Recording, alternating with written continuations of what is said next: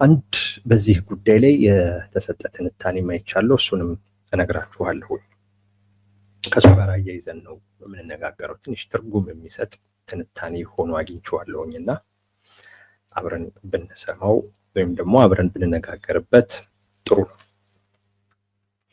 ወደሱ እንግባ። እስራኤል እንድታጠፍ እየተጠየቀች ነው። ወደሱ እንግባ።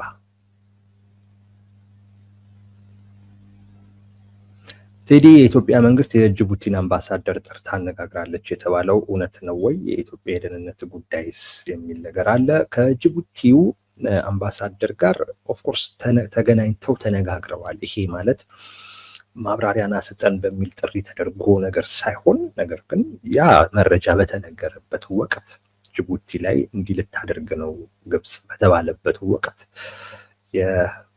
ከጅቡቲው አምባሳደር ጋር የሚኒስትር ዲኤታው ተገናኝተው የውጭ ጉዳይ ሚኒስትር ዲኤታ ተገናኝተው በሁለቱ ሀገራት ግንኙነት ላይ ውይይት አድርገዋል የሚባል መረጃ ወጥቷል። ራሱ የውጭ ጉዳይ ሚኒስቴር ነው፣ የኢትዮጵያ ውጭ ጉዳይ ሚኒስቴር ነው ይሄንን መረጃ ያጋራውና እሱ እውነት ነው። ነገር ግን ይሄንን ወሬ ሰምተናል፣ እንደዚህ አይነት መረጃ እየተሰራጨ ነው፣ እሱን ከእናንተ ማጣራት እንፈልጋለን ብሎ ለማብራሪያ ጠርተውት ግን አይነት አይደለም። ትርጉም ስላለው ነው። እሺ የጅቡቲውን አምባሳደር ጠራች ማለት አይ ቲንክ የሆነ ግንኙነቱ ዲፕሎማቲካሊ የሆነ ችግር ውስጥ ገብቷል ወይንም የሆነ መጠራጠር ተፈጥሯል አይነት ነገር ትርጉም ይሰጣል። ይሄ ግን የተባለው የውጭ ጉዳይ ሚኒስቴር የኢትዮጵያ ውጭ ጉዳይ ሚኒስቴር ያሰራጨው መረጃ ከጅቡቲው አምባሳደር ጋር አሁን ስማቸውን ማላስታውሳቸው የኢትዮጵያ የውጭ ጉዳይ ሚኒስቴር ዲኤታ ወይ ምክትል ነገር ተገናኝተው በሁለቱ ሀገራት ግንኙነት ዙሪያ ላይ ተነጋግረናል የሚል መረጃ አብሮ ወጥቶ ነበረና እሱን ነው እንግዲህ ጅቡቲ አምባሳደሩን ጠራች የሚል ትርጉም የተሰጠው። በዛው ሰዱት። ወደ ሁለተኛው ጉዳይ እናመራለን። አብራችሁን ሆኑ። አንድ ትንታኔ እያየው ነበረ። ይሄ ትንታኔ በኢየሩሳሌም ፖስት ላይ የወጣ ትንታኔ ነው። በእስራኤል ለሶማሌላንድ በሰጠችው እውቅና ዙሪያ ላይ የተጻፈ ትንታኔ ነው እና ቆንጆ ትንታኔ ነው። ስትራቴጂክ ሚስፋየር ይላል በጥያቄ እስራኤልስ ሶማሌላንድ ሙቭ ፊውልስ ኒው ቴንሽን ይላል። የእስራኤል ሶማሌላንድን በሚመለከት የወሰደችው እርምጃ ውጥረትን አንግሷል ወይም ውጥረትን እየፈጠረ ነው ያለው የሚል ነው እና ስትራቴጂክ ሚስፋየር ነው ወይ የሚል ነው። ወይም ስትራቴጂካሊ ይሄ ሙቭ እስራኤል ሶማሌላንድ ላይ የወሰደችው እርምጃ ወይንም ሶማሌላንድን እንደ ሀገር አቃታለው ማለቷ የእስራኤልን ስትራቴጂክ ፍላጎት ሊያሳካ የሚችል ነው ወይንስ አይደለም የሚል ግምገማ ነው። እነሱ ይሄንን ነው የገመገሙት። እኛ ግን ምን እናደርገዋለን መሰላችሁ? የእነሱንም ትንታኔ ወይም የእነሱንም ሀሳብ በኢየሩሳሌም ፖስት ላይ የወጣውንም እሱን እናያለን። አንድ አት ዘ ሴም ታይም ደግሞ ከዚህ ትንታኔ በመነሳት ኢትዮጵያ ምን ልታገኝ የምትችልበት እድል አለ፣ በዚህ ውስጥ ልትጠቀም የምትችልበት ነገር አለ ወይ የሚለውንም እሱን እንፈትሻለን ማለት ነው። በዚህ አይነት መልኩ ነው የምናየው። እስራኤል የተለያዩ ጥቅሞች አሏት ነው። ስትራቴጂክ የሆኑ ጉዳዮችን ታሳቢ አድርጋለች ነው። በነገራችን ላይ የሶማሌላንዱ ፕሬዝዳንት ከእስራኤሉ ጠቅላይ ሚኒስቴር ጋር በድብቅ ተገናኝተው ሁሉ ተነጋግረው ነበር። 1 ዓመት የፈጀ ዲያሎግ ነበረ። በዚህ ጉዳይ ላይ የእስራኤል ውጭ ጉዳይ ሚኒስቴር የእስራኤል የሞሳድ ኃላፊ ትልቅ ሚና ተጫውተዋል። እንደ እስራኤልም ለሶማሌላንድ እውቅና ስትሰጥ ጠቅላይ ሚኒስቴሩ በስልክ ለፕሬዝዳንቱ ለሶማሌላንድ ፕሬዝዳንት መልእክቱን ሲናገሩ የሞሳድንም የውጭ ጉዳይ ሚኒስቴሩንም አመስግነው ነበረ፣ የራሳቸውን ማለት ነው። ያሰበቻቸው እስራኤል አሳካቸዋለሁ ብላ ያሰበቻቸው ነገሮች አሉ ነው። እንግዲህ ከነዛ ውስጥ አንዱ የቱርክን ቀይ ባህር ላይ ያላትን ተጽዕኖ መቀነስ ነው። ቀይ ባህር ላይ ቱርክ ትልቅ ተጽዕኖ አላት፣ በተለይ ሶማሊያ ላይ።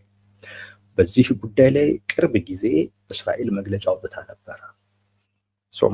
ሶማሊያን የኢራንን ያህል አትርቂኝም ብላ ባስጠነቀቀችበት መግለጫዋ ላይ የሀውቲ አማጽያን ወደ ሶማሊያ መግባታቸውን ቱርክ ደግሞ እዛ ያላትን ፕሬዘንስ እንደ ስጋት እንደምትመለከተው ጠቅሳ ነበረ እና አንዱ የቱርክ ቀጠናው ላይ ያላትን የበላይነት እሱን መገዳደር ወይም ደግሞ መቀነስ አንዱ ስትራቴጂክ ጉዳይ ይሆናል። አንድ ሁለተኛው የሀውቲ አማጽያንን በሚመለከት ነው። የሀውቲ አማጽያንን በሚመለከት የሀውቲ አማጽያን የመን ላይ እስራኤል ጋዛ ላይ እርምጃ በወሰደችበት ጊዜ ወደ እስራኤል ሊሄዱ የሚችሉ መርከቦችን በሙሉ ሲያስተጓጉል ነበር፣ ሲያጠቃም ነበር። የምታስታውሱት እስራኤል ወደ ሶማሌላንድ መምጣት ለሀውቲ ቅርብ ያደርገኛል፣ በቅርብ ርቀት ይህንን ኃይል አዳክማለሁ ወይም አጠፋለሁ የሚል ይሄ ሌላኛው ስትራቴጂክ ፍላጎቷ ነው። ሌላኛው ስትራቴጂክ ፍላጎቷ ደግሞ ከጋዛ ጋር የተያያዘው ጉዳይ ነው፣ ከፍልስጤማውያን ጋር የተያያዘው ጉዳይ ነው። ከፍልስጤም ጋር የተያያዘው ጉዳይ ፍልስጤማውያንን ሌላ አካባቢ ላይ ሄዶ ማስፈር። ይሄ የዶናልድ ትራምፕ ፕሮፖዛል ነው። እስራኤልም ተቀብለዋለች እና ጋዛን መልሶ የመገንባት ጉዳይ የዶናልድ ትራምፕ ነው። አሁን ላይ ችላ የተባለ ነው፣ ራሳቸው ዶናልድ ትራምፕ ችላ ያሉት ነው። እና ሌላኛው የእስራኤል ስትራቴጂክ ጉዳይ ፍልስጤማውያንን ወደ ሶማሌላንድ ሪሎኬት የማድረግ እሱም ሌላኛው ስትራቴጂክ ጉዳይ ተደርጎ ይወሰዳል ነው። አራተኛው የአብርሃም አኮርድ የሚባለው ነው። የአብርሃም ስምምነት የሚባለው ለእስራኤል እውቅና መስጠት፣ ከእስራኤል ጋር ኢኮኖሚያዊ ከጸጥታ ጋር የተያያዘ ትብብሮችን ማድረግ፣ በቃ የትብብር የወዳጅነት ስምምነት ልትሉት ትችላላችሁ። እሱን ደግሞ ማብዛት ነው። እንዳልኳችሁ ከዚህ ቀደም ይሄ አብርሃም አኮርድ 2020 ላይ ነው ፊርማው የተፈረመው። የፈረሙትን በጣም ጥቂት ሀገራቶች ናቸው። ለምሳሌ ሱዳን ፈርማለች፣ ግን አልጸደቀም። ሞሮኮ ፈርማለች፣ ዩኤኢ ፈርማለች፣ ቤይሩት ፈርማለች። በቃ ሌላ የፈረመ የለም። አሁን ከ2020 በኋላ ደግሞ ሶማሌላንድ ፈረመች ነው። ደግሞ እውቅናውን ሁሉ ሲሰጡ የጠቀሱት አንዱ ጉዳይ የአብርሃም አኮርድ ነው። ይህንን የአብርሃም አኮርድ ሌሎችም እንዲቀበሉት ማድረግ ወይም ደግሞ ወደፊት እንዲመጣ የማድረግ ይህም ሌላኛው ስትራቴጂክ ፍላጎቷ ይሆናል ነው። እነዚህ አራት ፍላጎቶች አሏት ነው። እንግዲህ ለሶማሌላንድ እውቅና በመስጠት እስራኤል አሳካዋለሁ ብላ ያሰበችው ነው። የቱርክን ተጽዕኖ መቀነስ፣ የሀውቲ አማጽያንን በቅርብ ርቀት ማጥቃት፣ የአብርሃም አኮርድን እንዲቀበሉት ማድረግ፣ የአብርሃም አኮርድን ጉዳይ ወደፊት ማምጣት፣ ከዛ ውጪ ፍልስጤማውያንን ሪሎኬት ማድረግ፣ ወደ አዲስ አካባቢ ማስፈር የሚለው ነው። ይህንን ይጠቅሳል ጄሩሳሌም ፖስት። አሁን እነዚህን ማሳካት ትችላለች ወይ? እስራኤል እነዚህን ነገሮች ማሳካት ትችላለች ወይ? ለሶማሌላንድ እውቅና በመስጠት ማሳካት ትችላለች የሚል አትችልም ነው የሚለው። ካለም ልታሳካ የምትችለውም ነገር ካለ በጣም ጥቂት ነው። ካለ ነው የሚለው፣ ግን በቃ አይኖርም። ግን ካለም በጣም በጣም ጥቂት ነው የሚል። ለዚህ ምክንያቱን ሲያቀርብ እስራኤል ለሶማሌላንድ እውቅና በመስጠቷ ሶማሌላንድ ቨልነራቢሊቲዋ ማለት ተጋላጭነቷ በጣም ጨምሯል። የእስራኤል ተጋላጭ ማን ነው? የሶማሌላንድ ተጋላጭነት በጣም ጨምሯል። እስራኤል ለሶማሌላንድ እውቅና በመስጠቷ ምክንያት ተጋላጭነቷ ጨምሯል። ብዙዎች እየተቃወሙት ነው። ብዙዎች የአውሮፓ ህብረት ተቃውሞታል። እስራኤልን ፊት ለፊት ባይቃወምም ነገር ግን የሶማሊያን ሉዓላዊነት የግዛት አንድነት ሊከበር ይገባል የሚል መግለጫ ወጥቷል። እነ ሳውዲ ተቃውሞታል። አንድ የሙስሊም ተቋምም እንደዚሁ ዓለም አቀፍ የሆነ ድርጅት ተቃውሞታል። ቻይና፣ ሩሲያ፣ የአፍሪካ ህብረት ሁሉም ተቃውሞታል እና እስካሁን የደገፈው የለም።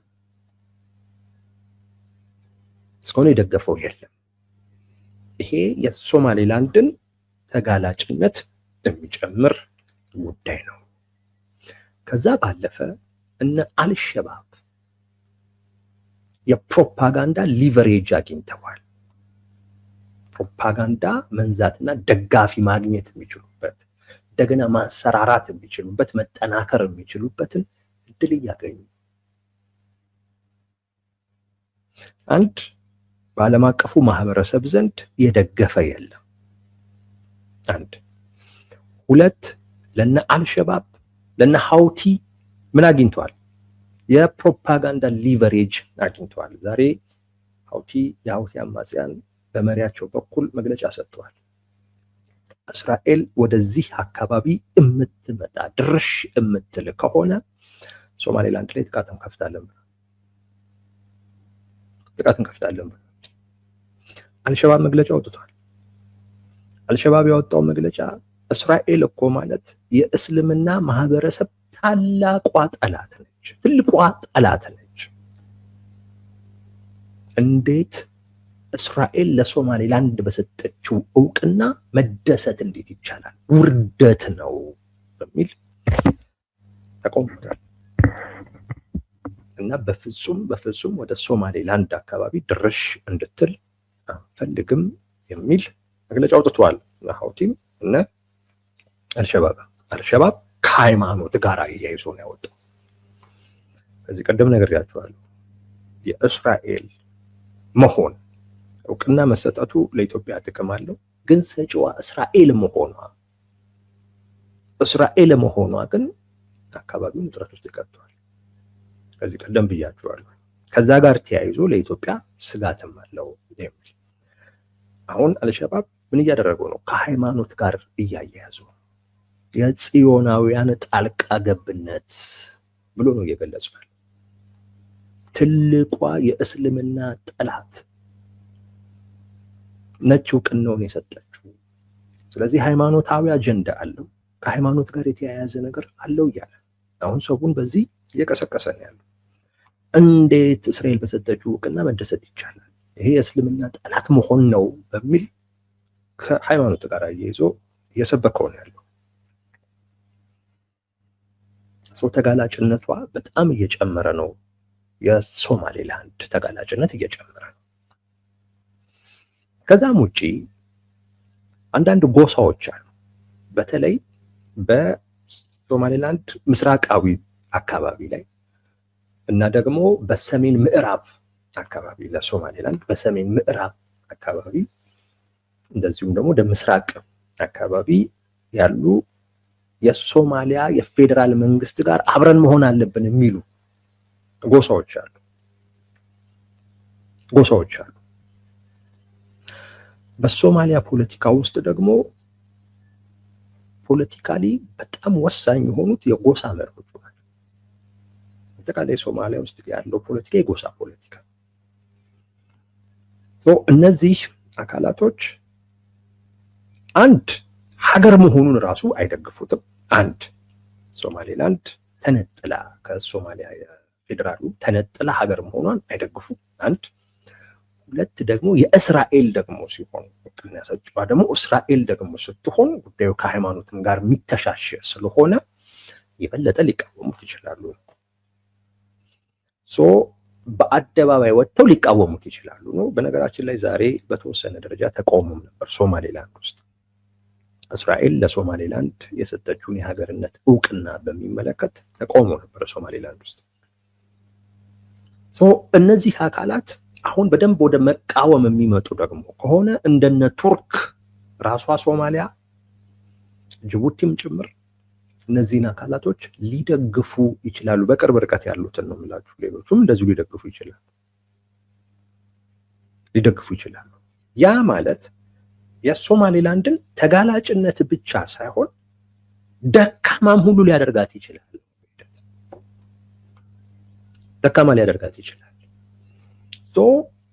ሶማሌላንድ ደግሞ ደካማ ደግሞ ከሆነች እስራኤል በሶማሌላንድን ሀገር በማድረግ ወይም ለሶማሌላንድ የሀገርነት እውቅና በመስጠት አገኘዋለሁ ብላ የምታስበውን ነገር የማግኘት እድሏን ይቀንሰዋል። ተጋላጭ አድርጓታል፣ በሂደት ደግሞ ደካማ ያደርጋታል የሚል ነው አንዱ ስጋት። ሌላኛው ምናልባት ፍልስጤማውያንን ሪሎኬት የማድረግ ደግሞ ሀሳብ ደግሞ ከተነሳ ራሷ ሶማሌላንድስ ትቀበለዋለች ወይ? ጋዛ ውስጥ የሚኖሩ ፍልስጤማውያንን ወደ ሶማሌላንድ የማምጣት ፍላጎት ከሆነ በእስራኤል በኩል ያለው ሀገር ለማድረግ ሶማሊያን ፍላጎት እንዲኖራት ያደረገው ይሄ ገፊ ምክንያት ከሆነ ሶማሌላንድ ይሄን ትቀበለዋለች ወይ? ይሄንንስ ተቀብላ ማህበረሰቡ ዝም ሊል የሚችልበት እድል አለ ወይ የሚል ነው። አንድ ከስፔሲፊክ ከሆኑ ፍላጎቶቿ ጋር በተያያዘ ማለት እስራኤል ፍልስጤማውያንን ሪሎኬት የማድረግ ፍላጎት አላት። ፕሮፖዛሉ የዶናልድ ትራምፕ ነው። ዶናልድ ትራምፕ ትተውታል። ነገር ግን እስራኤል ይጠቅመኛል ብላ ስለምታስብ ፍልስጤማውያንን ከዛ አካባቢ አሁንም የማንሳት ፍላጎት አላት እና ወደ ሶማሌላንድ ደግሞ የማስፈር ፍላጎት ካላት ግን ሶማሌላንድ ይህን ትቀበላለች ወይ? ይህንን ተቀብላ ሙስሊም ሀገር ሆነ ማለት ነው። ይህን ተቀብላ እንዴት ልትሆን ትችላለች? ይህን ይጠይቃል። ለሀውቲ አማጽያን ቅርብ ደግሞ መሆን ከተባለ ዞሮ ዞሮ በአየር ነው።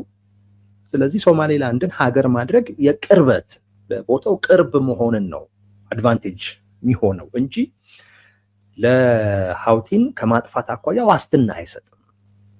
ምክንያቱም ሀውቲን ማጥፋት የሚቻልበት ዋነኛው ምክንያት እግረኛ ሰራዊት ማስገባት ነው። የመን ላይ እግረኛ ሰራዊት አስገብቶ በእግረኛ ሰራዊት ነው ማጥፋት የሚቻለው። ሶማሌላንድ ይህን የማድረግ ፍላጎት አላት። አንድ አቅሙ ሳላት የአየር ጥቃት ከሆነ ለቅርበት ብቻ ካልሆነ በስተቀር ሶማሌላንድን ሀገር ማድረግ ለእስራኤል ያን ያህል የሚጠቅማት ነገር አይደለም። ከዚሁም በአየር መሄድ ይቻላል።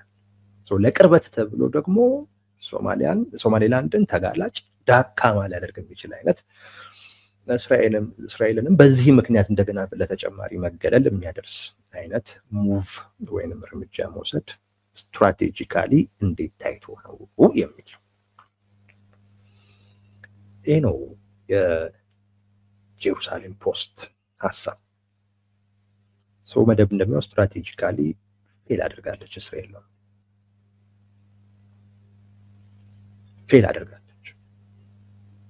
አሁን ባለው ሁኔታ እስራኤል አገኘዋለሁ ብላ ያሰበችውን ነገር ማግኘት የምትችልበትን አይነት ሁኔታ ስለመኖሩ የሚጠቁም አይደለም። እንደው ካለ እንኳን ከተባለ በጣም ጥቂት ካልሆነ በስተቀር ለእስራኤል ያን ያክል የሚጠቅም ስትራቴጂካሊ የሚጠቅም እርምጃ አይደለም የሚል ሀሳብ ነው የሚሰጠው። ትርጉም ያለው ይመስላል በእርግጠኝነት።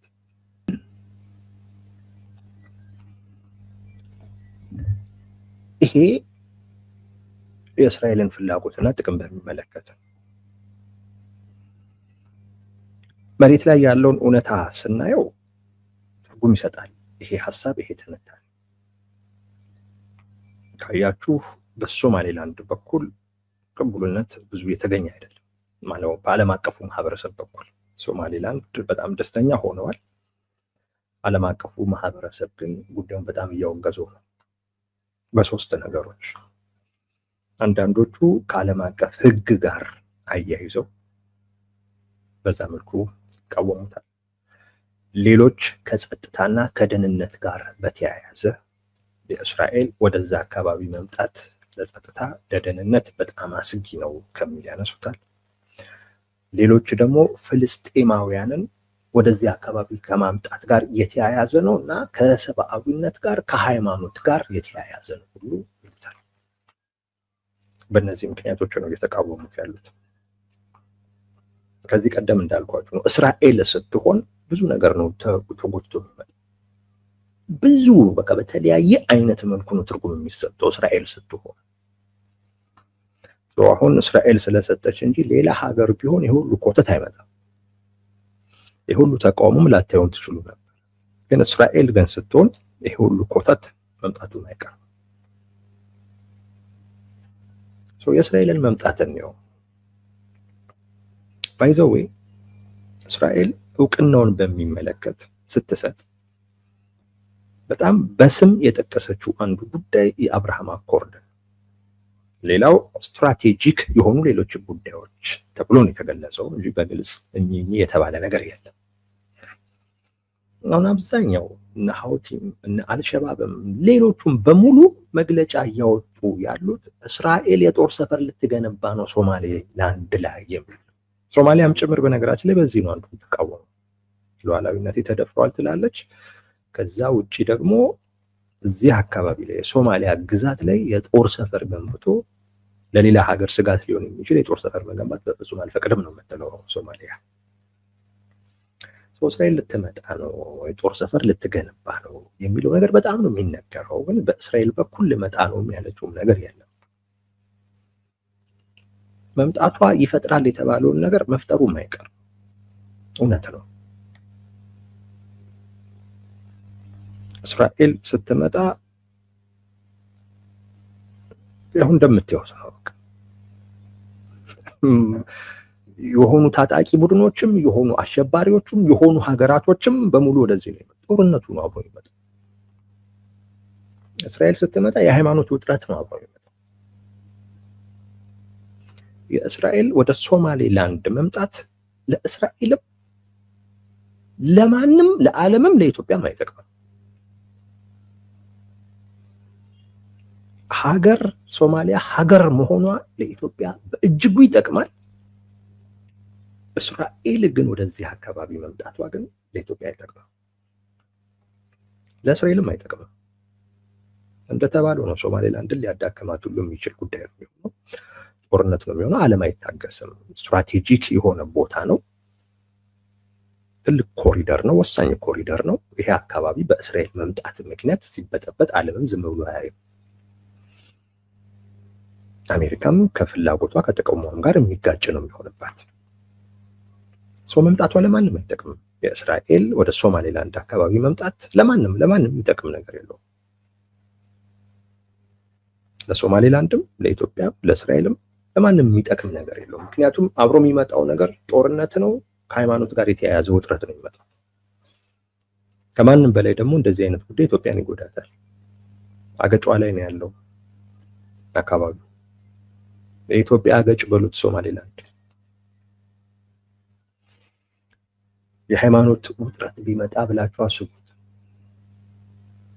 ከማንም በላይ ተጎጂዋ ኢትዮጵያ ነች። ሌሎች አካባቢዎች ላይ አንድ ሃይማኖት ዶሚናንት ሊሆን ይችላል። ለምሳሌ ሶማሊያን ብትወስዱ እስልምና ዶሚናንት ነው። ጅቡቲም እንደዚሁ ይመስለኛል። ኢትዮጵያ ጋር ነው በዛ ደረጃ የሌለው። ኢትዮጵያ ጋር የተወሰነ የቁጥር ልዩነት አለ እንጂ ተቀራራቢ ነው ማለት ይቻላል።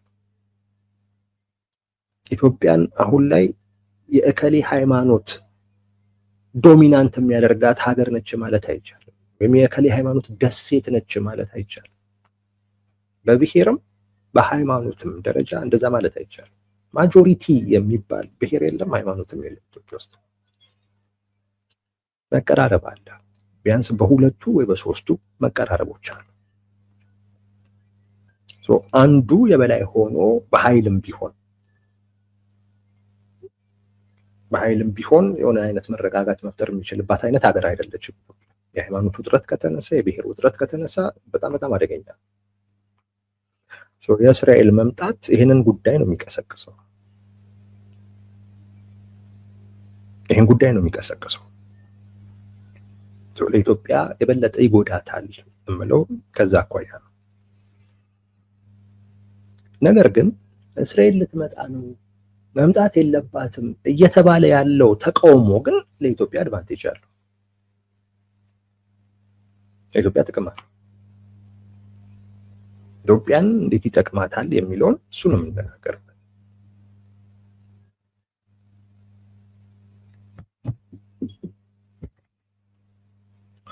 ኢትዮጵያን እንዴት ይጠቅማታል የሚለውን እሱም እንነጋገርበታለን። ተቃውሞ እየተነሳ መምጣቱ እስራኤል ወደዚህ አካባቢ መምጣቷ ጉዳት እንጂ ጥቅም የለውም እየተባለ ያለበት ሁኔታ ለኢትዮጵያ ጥሩ እድል፣ ጥሩ አጋጣሚ የሚፈጥር ጉዳይ ነው።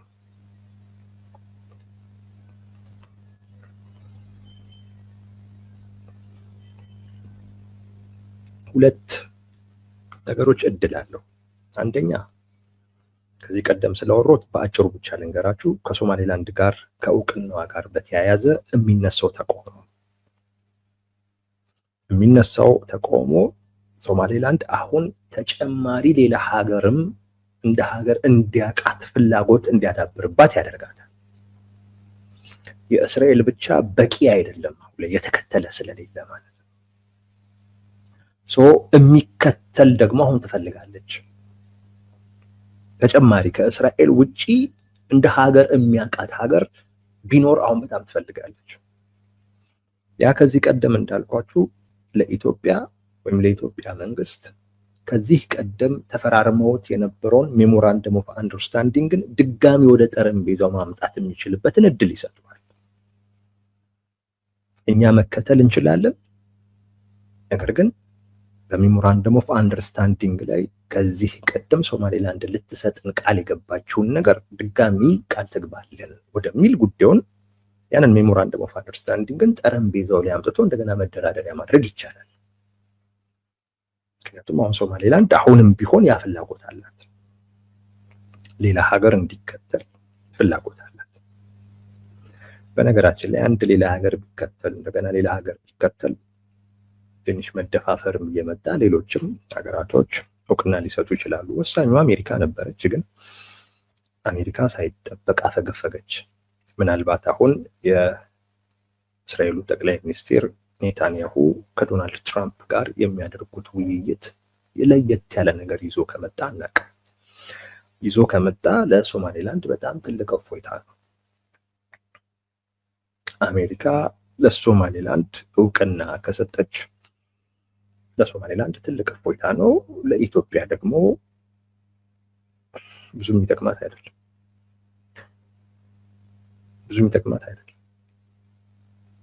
ምክንያቱም አሜሪካ እውቅና ከሰጠቻት በኋላ ሜሞራንደም ኦፍ አንደርስታንዲንግን በሚመለከት ሶማሌላንድ ድጋሚ የምትደራደርበት ምንም ምክንያት የለም።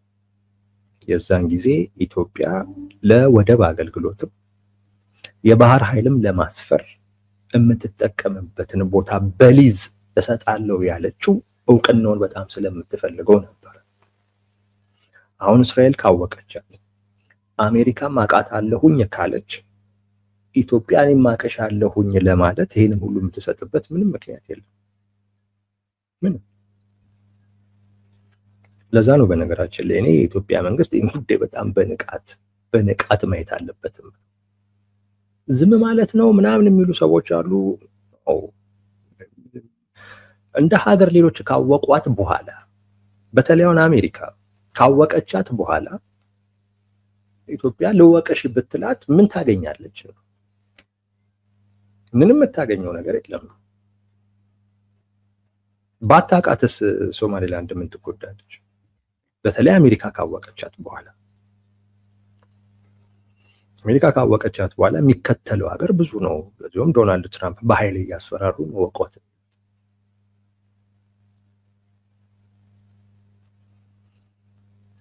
ይሄን በንቃት አይቶ መቀደም የሚባል ነገር አያስፈልግም። ኦፍኮርስ ሪስክ አለው፣ ግን ደግሞ ሪስክ ካልወሰድክ ምንም አታገኝም። ሪስኩ ትልቅ በሆነ ቁጥር ጥቅሙ ትልቅ መሆኑን ማረጋገጥ ነው ያለበት። ትልቅ ሪስክ ወስደህ የምታገኘው ጥቅም የበለጠ ትልቅ መሆን እንዳለበት ነው ማሰብ የሚያስፈልገው። የሶማሌላንድ ሀገር መሆን ለኢትዮጵያ አማራጭ ወደብ አይደለም። አማራጭ ወደብ ይኸውላችሁ በጅቡቲም በኩል አለ። እምቢ ብለን ነው እንጂ ጅቡቲ እኮ ኢትዮጵያ ራስሽ አለመታች ተጠቀሚበት ያለቻት እኮ ወደብ እኮ አለ። አንድ ሁለት ወደብ ማግኘት ዓለም አቀፋዊ ሕግ ነው፣ መብታችንም ነው። ሶማሌላንድ ሀገር ስትሆን በዛ በኩል ወደብ እናገኛለን። በኤርትራም በኩል ወደብ ልናገኝ እኮ እንችላለን። ኤርትራ አሁን ያላት ቅርጽ አሁን ባላት ቅርጽ ሀገር መሆኗን እናውቃለን፣ ሉዓላዊነቷን እናከብራለን።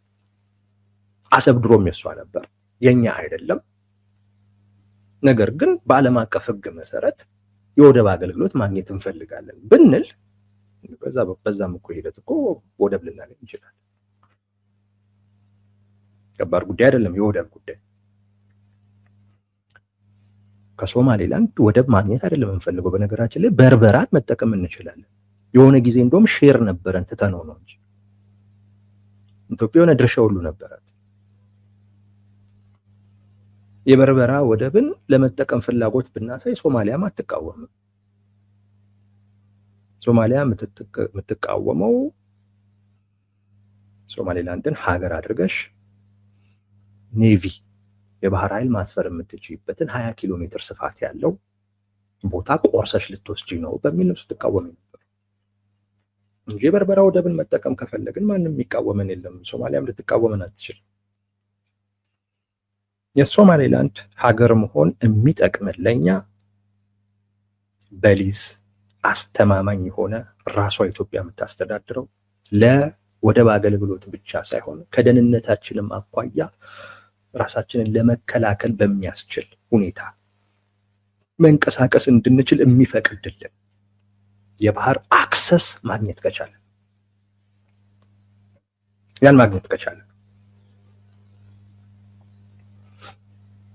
ያን ደግሞ ልናገኝ የምንችለው ለሶማሌላንድ ትልቅ የሆነ ነገር መስጠት ከቻለን። ሶማሌላንድ አሁን በእስራኤል እውቅና አግኝታለች። ነገር ግን ማንም እየተቀበለ አይደለም እና በእርግጠኝነት ሶማሌላንድ መሪዎች የሆነ አይነት ስጋት ውስጥ ይሆናሉ። እዚህ ውስጥ ኢትዮጵያ እኛም እውቅና መስጠት እንችላለን፣ ሌሎችም እውቅና እንዲሰጡ የዲፕሎማሲ ስራ መስራት እንችላለን ብለው ከፍ ያለ ነገር ሰጥተው ከፍ ያለ ነገር መቀበል ይችላሉ እንጂ አሁን የእስራኤልን ካያችሁት በቃ ማን ተቀበለ? ኦልሬዲ እኮ ምንም አይነት የዲፕሎማሲ ስራ አልተሰራም ማለት እኮ ነው የሚቻለው በእስራኤል በኩል ምንም። ይህንን ሊደግፍ የሚችል የሆነ አካል ቢያንስ መኖር ነበረበት። እሱ ጥቅም አለው ለእኛ ግን አለመደገፉ፣ በሌሎች አለመደገፉ ኢትዮጵያ አሁንም ሜሞራንደም ኦፍ አንደርስታንዲንግን ወደ ጠረጴዛው ማምጣት የምትችልበትን እድል ሰጥቷታል። እሱን እያደረጉ ነው ወይ አላውቅም፣ ግን ሊያደርጉ ነው የሚገባው። አሁን በዚህ ሰዓት ላይ ዝም አይደለም። ከሶማሌላንድ ባለስልጣናት ጋር በዚህ ጉዳይ ላይ መነጋገር ነው። በተለይ አሜሪካ ለሶማሌላንድ እውቅና ከመስጠቷ በፊት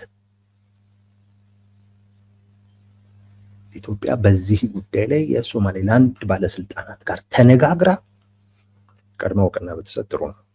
ካልሆነ ጉዳት እንጂ ጥቅም አይኖረውም። አንዱ እሱ ነው። ሶማሌላንድ እውቅናን በሚመለከት ያለው ተቃውሞ ለኢትዮጵያ የመደራደር አቅም ይሰጣታል። አስተማማኝ ነው አላውቅም፣ ግን መነጋገር ነው።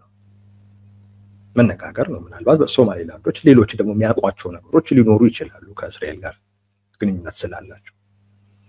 በዛ በሚያውቁትም ጉዳይ የኢትዮጵያን ይሄንን እንኳን አንሰጥምም ሊሉም ይችላሉ። እኛ የምናውቀው ነገር የለም። ግን አሁን ከምናየው ግን አንጻር ኢትዮጵያ የመደራደር አቅም እንዲኖራት ሊያደርግ የሚችል አይነት ሁኔታ ነው እየተፈጠረ ያለው።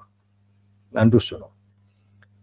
ሌላው እስራኤል ወደዚህ አካባቢ መምጣት የለባትም የሚለውም ተቃውሞ እንደዚሁ ለኢትዮጵያ ጥሩ ነው።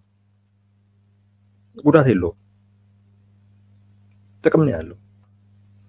እንዳልኳችሁ ኢትዮጵያን ብትሆን እስራኤል ወደዚህ አካባቢ ባትመጣ ጥሩ ነው፣ ለኢትዮጵያ አይጠቅምም። የሃይማኖት ግጭት ነው የሚያስነሳባት። ከዛም ውጪ ደግሞ ኢትዮጵያ ለዘመናት የምትታወቅበትን በአረብ ሀገራትና በእስራኤል መካከል ያለው ልዩነት ላይ በሚመለከት ኢትዮጵያ ሳይድ አትይዝም። ከድሮም ከኃይለ ሥላሴ ጊዜ ጀምሮ ሳይድ አትይዝም። በዛ ጊዜ እንኳን ያው ኢትዮጵያ የክርስትና ደሴት ነች በሚባልበት ጊዜ እንኳን በአረብ ሀገራትና በእስራኤል መካከል ኢትዮጵያ ገለልተኛ ነች። ሁሌም አቋም ሳይድ አትይዝም። አሁን እስራኤል ወደዚህ አካባቢ የምትመጣ ከሆነ እዛ መካከለኛው ምስራቅ ላይ ያለውን በአረብ ሀገራትና በእስራኤል መካከል ያለውን ውጥረት ወደ ምስራቅ አፍሪካ ነው ይዞ የምትመጣው፣ ወደ ኢትዮጵያ አካባቢ ነው ይዞ የምትመጣው። ስለዚህ በዛን ወቅት ላይ ኢትዮጵያ ሳይድ መያዟ የማይቀር ጉዳይ ነው የሚሆነው። ይሄ ለኢትዮጵያ አይጠቅማትም፣ ይጎዳታል። አሁን እስራኤል መጣች ማለት እዛ ያለ ከሃይማኖት ጋር የተቃባ የፖለቲካ ጉዳይ ተግተልትሎ ወደ ምስራቅ አፍሪካ ነው የሚመጣው። ለኢትዮጵያ አይጠቅማትም። ተቃውሞ ከዚህ አንጻር ይጠቅማታል ለኢትዮጵያ። እስራኤል ባትመጣ ጥሩ ነው። አንድ ሁለተኛ ኤምኦዩንም ማሳካት የምትችልበትንም እድል ይፈጥርላታል። ኤምኦዩ በነገራችን ላይ ወሳኙ ከሶማሌላንድ ጋር የተያያዘው ጉዳይ ሜሞራንደም ኦፍ አንደርስታንዲንግ። ቅድም እንዳልኳችሁ በቀጥታ ከሶማሌላንድ ጋር መደራደር ይቻላል። አሁን ሶማሌላንድ ተከትሎ እውቅና የሚሰጣት ሀገር የምትፈልግበት ወቅት ስለሆነ ነገሮች እንዲሁ የሚቀጥሉ ከሆነ ጥሩም ስለማይሆኑ እሱን አጋጣሚ ተጠቅሞ በቀጥታ ከሶማሌላንድ ባለስልጣናት ጋር ተነጋግሮ ተደራድሮ ሜሞራንደም ኦፍ አንደርስታንዲንግ ወደ ተግባር የሚገባበት አይነት ሁኔታ ካለ ኢትዮጵያ ሪስክ ልትወስድ እሱን መነጋገር ትችላለች እንዳልኳችሁ። አሁን ደግሞ እስራኤል ወደዚህ አካባቢ መምጣት የለባትም ደግሞ መባሉ እና እሱ ተቃውሞ ደግሞ በቀጥታ ሳይሆን በእስራኤል በኩል ሜሞራንደም ኦፍ አንደርስታንዲንጉ የሚፈጸምበትን ሁኔታ መፍጠር የምትችልበትን እድል ይሰጣታል። ያ ምን ማድረግ ነው? እስራኤል የግድ እዚህ መምጣት የለባትም። እስራኤል የግድ እዚህ መምጣት የለባትም የሐውቲን እንቅስቃሴ ለመመከት። እስራኤል አንዳንድ ፍላጎቶቿን በሚመለከት ማለት ኢትዮጵያን የበለጠ ሪስክ ማያስወስዳት ፍላጎቶቿን በሚመለከት እሱን ለማሳካት እስራኤል በቀጥታ ሶማሌላንድ ጋር መምጣት አይጠበቅባት። በቀላሉ ሜሞራንደም ኦፍ አንደርስታንዲንግ ላይ የተገለጠውን ኢትዮጵያ በሊዝ የምታገኘውን 20 ኪሎ ሜትር ስፋት ያለውን የባህር አክሰስ ሶማሌላንድ ለኢትዮጵያ ብትሰጣት ኢትዮጵያ እዛ ጋር ሆና እስራኤል እዛ ጋር ሆና ልታሳካ የምትችለውን ነገር ልታሳካላት ትችላለች። በዛ እስራኤል ወደዚህ መምጣት የለባትም የሚባለውን ተቃውሞ በተወሰነ ደረጃ መቀነስ ይቻላል። ስለዚህ ከእስራኤልም ጋር ተነጋግራ የሐውቲ ጉዳይ ከሆነ የሐውቲ ምናምን የኛም ችግር ነው፣ የአልሸባብን ጉዳይ የኛም ችግር ነው። እነዚህ አካላትን በሚመለከት ለእስራኤል ስጋት በማይሆኑበት አይነት ደረጃ ላይ እንዲሆኑ ኢትዮጵያ የተሻለ በተለይ ከሶማሌላንድ አንጻር የተሻለ አቅም ስላላት እስራኤልም ደግሞ በምትሰጣት የመረጃም እንደዚሁም ደግሞ ወታደራዊ ድጋፍ በመጠቀም እነዚህን አካላቶች ማስታገስ እችላለሁ። እስራኤል በቀጥታ እዚህ መምጣት አይኖርባትም። እስራኤል ማድረግ ያለባት ምንድን ነው? በሶማሌላንድ የመጀመሪያዋ ሀገር ስለሆነች እውቅና የሰጠች ከእስራኤልም ጋር የሆነ አይነት ስምምነት ስላላቸው ሜሞራንደም ኦፍ አንደርስታንዲንጉ እውን የሚሆንበትን አይነት ሁኔታ ግፊት ማድረግ ኢትዮጵያ ወደዛ አካባቢ ትውጣ የሚለውን ማለት ነው። ስለዚህ ምን ማድረግ ተቻለ ማለት ነው? አሁን ባለው ሁኔታ ኢትዮጵያ በቀጥታም ከሶማሌላንድ ጋር ሜሞራንደም ኦፍ አንደርስታንዲንጉን በሚመለከት መደራደር ትችላለች። ከእስራኤልም ጋር እንደዚሁ ይህንኑ ስምምነት እንዲፈጸም እስራኤል ግፊት እንድታደርግ መደራደር የምትችልበት እድል አለ ለኢትዮጵያ። እዚህ ላይ መስራት ያስፈልጋል። እዚህ ላይ በደንብ መስራት ያስፈልጋል። ግን ዝም ብሎ ግን ጉዳዩ ወዴት ነው የሚሄደው ምናምን እያሉ ግን ዝም ብሎ መጠበቁ የሚጠቅም ጉዳይ አይደለም። አሁን ሁሉም እየገባበት ነው ያለው። ከቁጥጥር ውጭ ሊወጣ ይችላል። ሁሉም እየገባበት ነው። ኢትዮጵያ ያን ያልኩ አቅም ያላትም ሀገር አይደለችም። ቻይናም እነ ሩሲያ ምናምን እየገቡበት ነው። የተባበሩት መንግስታት እንደ ትልቅ የዓለም ተቋም እየገባበት ነው እዚህ ጉዳይ ውስጥ። ስለዚህ ኢትዮጵያ ባሰበችው አይነት መንገድ ላይሄድ ይችላል። እሷን በሚጠቅም አይነት መልኩ ጉዳዩ እንዲሄድ መስራት አማራጭ የሌለው ጉዳይ ነው። ኢትዮጵያን በሚጠቅም አይነት መልኩ መንገዱን ሳይስት እንዲሄድ መረባረብ አሁን ነው የሚያስፈልገው።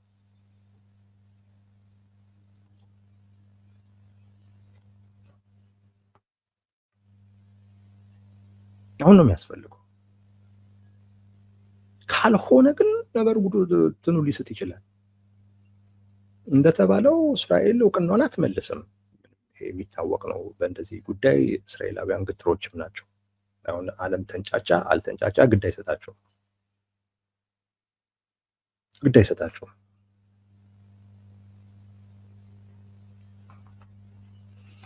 አይቀለብሱትም። አንዴ እውቅናውን ሰጥቷል፣ አይቀለብሱትም። ያላቸውንም ዲፕሎማሲያዊ ግንኙነት ያስቀጥላል። ነገር ግን ዓለምን በማያሰጋ አይነት መልኩ እስራኤል እዚህ አካባቢ ላይ ፍላጎቷ ሊጠበቅ ይገባል። ለዛም ነው እውቅና የሰጠችው። ኢትዮጵያ አንዱ አስጠባቂ መሆን የምትችልበት እድል አለ። ይሄ በጣም በጣም ለኢትዮጵያ የሚጠቅማት እድል ነው። እዚህ ላይ መስራት ያስፈልጋል። ቴዲ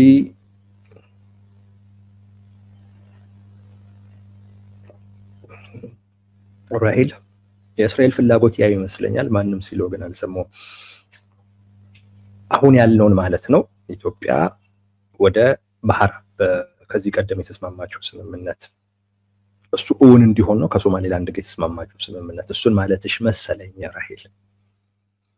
እኔም እንደዛ ይሰማኛል። እኔም እንደዛ ነው የሚሰማኝ። ሰው ዛሬ የሚያነሱትኝ በዛ ምክንያት ነው እንጂ የእስራኤል ወደዚህ አካባቢ መምጣት ለማንም ነው የምላችሁ፣ ለማንም ለአሜሪካ የሚጠቅም ጉዳይ አይደለም። በነገራችን ላይ ዶናልድ ትራምፕም እሰጣለሁ ምናምን ሲሉ ከርመው ልክ እስራኤል እውቅናውን ከሰጠች በኋላ አይ ይሄን ጉዳይ ልናስብበት ይገባል፣ ውስብስብ ነው ያሉበት ምክንያት ከዚህ ጋር የተያያዘ ሲያስቡበት ነበር። አሁን እስራኤል ስትሰጥ አይደለም ጉዳዩ ውስብስብ የሚሆነው። ከዛ ውጪ ለአሜሪካ መንግስት ከተወሳሰበ ለኛ ደግሞ እንዴት እንደሚሆን ማሰብ እኮ ነው። ዛትማችም ውስብስብም አይደለም ለአሜሪካ።